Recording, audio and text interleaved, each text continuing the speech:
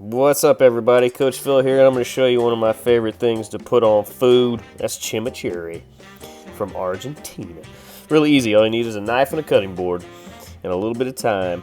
So we're going to start with some parsley, some Italian flat leaf parsley. We got a whole bunch in here. We're going to chop it as small as we can get it. Kind of get those big stems out of there too. So once you get it nice and small, throw it in the hatch. That's about a cup. And now we got some cilantro. So go ahead and chop off about 1/4 of your cilantro bunch. You can use fresh oregano for this part, which is really nice. Like to keep the ratios to about 1 part cilantro oregano to 2 parts parsley. Get this nice chopped up and small. Throw it in the hatch, and now we're moving on to the chili peppers and garlic. So we got 2 garlic cloves, a Fresno chili, and a jalapeno.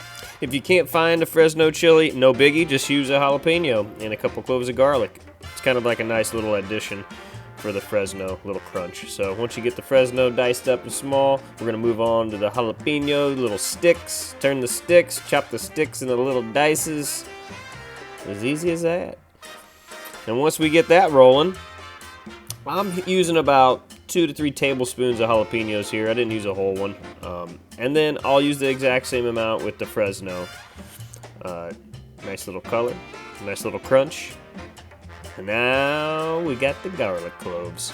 Smash those guys, smash them, peel them, chop them small, toss them in. That's probably about 2 tablespoons of garlic there. So now we're gonna move on to the oil and vinegar. We got canola oil because it's flavorless, and we want the herbs and the chili peppers and garlic to shine through. So we're going to fill it all the way up to the top, just covering the herbs.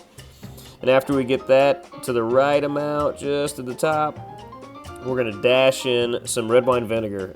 Probably 3-4 tablespoons. You want it to have a little bit of a bite. And then once you get that all drizzled on in, we're going to hit it with a little pinch of salt. We're going to hit it with some fresh cracked black pepper. Give it a stir, and then we're going to let it sit in the fridge for an hour. Take it out, let it come to room temp. You basically put it on anything. Put it on your shoe. It's still going to be good. Enjoy.